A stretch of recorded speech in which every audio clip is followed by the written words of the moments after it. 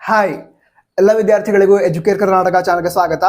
KCET first round seat allotment ಆದ ನಂತರ choice entry ಅಂತ ಇರುತ್ತೆ. ಅದರಲ್ಲಿ 4 ಚಾಯ್ಸ್ ಇರುತ್ತೆ. ಚಾಯ್ಸ್ 1 ಮತ್ತು ಚಾಯ್ಸ್ 2 ಬಗ್ಗೆ ಈಗಾಗಲೇ ವಿಡಿಯೋನ ಮಾಡಿ ಅಪ್ಲೋಡ್ ಮಾಡಿದ್ದೇನೆ. ವಿಡಿಯೋನ ಚೆಕ್ ಮಾಡಬಹುದು. ಲಿಂಕ್ ಗಳನ್ನ ಡಿಸ್ಕ್ರಿಪ್ಷನ್ ಅದೇ ರೀತಿ ಟಾಪಿಕ್ ಬಾಕ್ಸ್ ಅಲ್ಲಿ ಕೊಟ್ಟಿರ್ತೇನೆ. ನಂತರ ಈ ವಿಡಿಯೋದಲ್ಲಿ ಚಾಯ್ಸ್ 3 ಮತ್ತು ಚಾಯ್ಸ್ 4 ಬಗ್ಗೆ ತಿಳಿದುಕೊಳ್ತಾ ಇದ್ದಾವೆ. ವಿಡಿಯೋ ನಿಮಗೆ ಖಂಡಿತವಾಗಿಯೂ ಸಹಾಯ ಆಗುತ್ತೆ. ತಪ್ಪದೆ ಲೈಕ್ ಮಾಡಿ. ಈ ಚಾನಲ್ಗೆ ಬಂದವರಿಗೆ ವಿಸಿಟ್ ಮಾಡದಿದ್ರೆ ತಪ್ಪದೆ ಸಬ್ಸ್ಕ್ರೈಬ್ ಕೂಡ ಮಾಡಿ. ಸರಿ, ಈಗ ವಿಷಯಗಳನ್ನ ತಿಳಿದುಕೊಳ್ತಾ ಹೋಗೋಣ. ಚಾಯ್ಸ್ 3 ಅನ್ನ ಯಾವ ವಿದ್ಯಾರ್ಥಿಗಳು ಸೆಲೆಕ್ಟ್ ಮಾಡಬೇಕು ಅಥವಾ ಸೆಲೆಕ್ಟ್ ಮಾಡಬಹುದು ಇದನ್ನು ತಿಳ್ಕೊಳ್ಳೋದಾದ್ರೆ, ಈಗ ಫಸ್ಟ್ ರೌಂಡ್ ಅಲ್ಲಿ ವಿದ್ಯಾರ್ಥಿಗಳಿಗೆ ಸೀಟ್ ಅಲಾಟ್ಮೆಂಟ್ ಆಯ್ತು, ಯಾವುದೊಂದು ಕಾಲೇಜ್ ಅಲಾಟ್ ಆಗಿದೆ. ಈಗ ಆ ವಿದ್ಯಾರ್ಥಿಗೆ ಆ ಸೀಟ್ ಅಂದ್ರೆ ಅಲಾಟ್ ಆಗಿರುವಂತಹ ಸೀಟ್ ಇಷ್ಟನೇ ಇಲ್ಲ, ಅಲ್ಲಿ ಹೋಗಿ ಅಡ್ಮಿಷನ್ ಮಾಡ್ಕೊಳ್ಳೋದಕ್ಕೆ ಇಷ್ಟ ಇಲ್ಲ. ಅಂತಹ ವಿದ್ಯಾರ್ಥಿಗಳು ಚಾಯ್ಸ್ 3 ಅನ್ನ ಸೆಲೆಕ್ಟ್ ಮಾಡಿ ಸೆಕೆಂಡ್ ರೌಂಡ್ಗೆ ಹೋಗಬಹುದು. ಈಗ ಚಾಯ್ಸ್ 3 ಸೆಲೆಕ್ಟ್ ಮಾಡಿದ್ರೆ ಅವರ ಆಪ್ಷನ್ ಎಂಟ್ರಿಯಲ್ಲಿ ಏನು ಚೇಂಜಸ್ ಆಗತ್ತೆ ಇದನ್ನು ತಿಳ್ಕೊಳ್ಳೋದಾದ್ರೆ, ಈಗ ನೀವು ಮಾಕ್ ಅಲಾಟ್ಮೆಂಟ್ ನಂತರ ಎಡಿಟ್ ಮಾಡೋದಕ್ಕೆ ಏನು ಆಪ್ಷನ್ ಎಂಟ್ರಿ ಕೊಟ್ಟಿದ್ರು ಅಥವಾ ಆಪ್ಷನ್ ಎಂಟ್ರಿ ಎಡಿಟ್ ಮಾಡೋದಕ್ಕೆ ಅವಕಾಶವನ್ನ ಕೊಟ್ಟಿದ್ರು, ಅದರಲ್ಲಿ ಎಡಿಟ್ ಮಾಡಿರ್ತೀರಾ, ಅದು ಫೈನಲ್ ಆಪ್ಷನ್ ಎಂಟ್ರಿ ಆಗಿರುತ್ತೆ.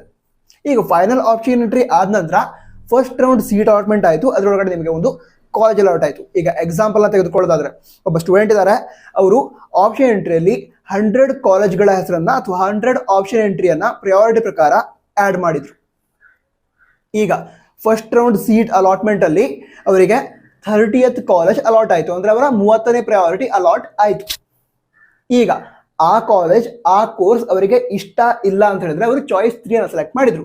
ಚಾಯ್ಸ್ 3 ಸೆಲೆಕ್ಟ್ ಮಾಡಿದ ನಂತರ ಅವರ ಆಪ್ಷನ್ ಎಂಟ್ರಿಯಲ್ಲಿ ಏನು ಚೇಂಜಸ್ ಆಗತ್ತೆ ಅಂತ ತಿಳ್ಕೊಳ್ಳೋದಾದ್ರೆ, ಅವರಿಗೆ ಅಲಾಟ್ ಆದಂತಹ ಕಾಲೇಜ್ ಏನಿತ್ತು 30th ಕಾಲೇಜ್, ಅದು ಅವರ ಆಪ್ಷನ್ ಎಂಟ್ರಿ ಲಿಸ್ಟ್ ಇಂದ ಡಿಲೀಟ್ ಆಗತ್ತೆ. ಅವರು 100 ಕಾಲೇಜ್ ಎಂಟರ್ ಮಾಡಿದ್ರು, ಅದರಲ್ಲಿ 30th ಕಾಲೇಜ್ ಡಿಲೀಟ್ ಆಯ್ತು. ಹಾಗಿದ್ರೆ ಒಂದು ಕಾಲೇಜ್ ಡಿಲೀಟ್ ಆದ್ರೆ ಅವರ ಆಪ್ಷನ್ ಎಂಟ್ರಿ ಎಷ್ಟು ಕಾಲೇಜ್ ಉಳಿದಿರುತ್ತೆ? 99 ಕಾಲೇಜಸ್ ಉಳಿದಿರುತ್ತೆ.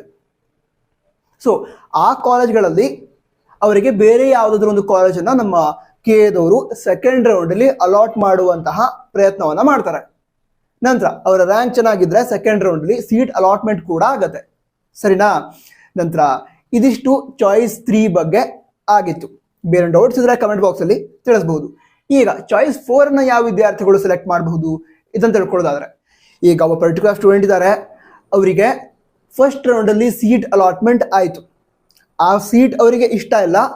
ಹಾಗೆ KCET ಕೌನ್ಸಿಲಿಂಗ್ ಅಲ್ಲಿ ಮುಂದೆ ಅಂದ್ರೆ second round, second extend round ಇದರೊಳಗಡೆ ಪಾರ್ಟಿಸಿಪೇಟ್ ಮಾಡೋದಕ್ಕೆ ಇಷ್ಟ ಇಲ್ಲ, ಅಂದ್ರೆ ಕೌನ್ಸಿಲಿಂಗ್ ಅನ್ನ ಎಕ್ಸಿಟ್ ಮಾಡಬೇಕು ಅಂತಿದ್ದಾರೆ.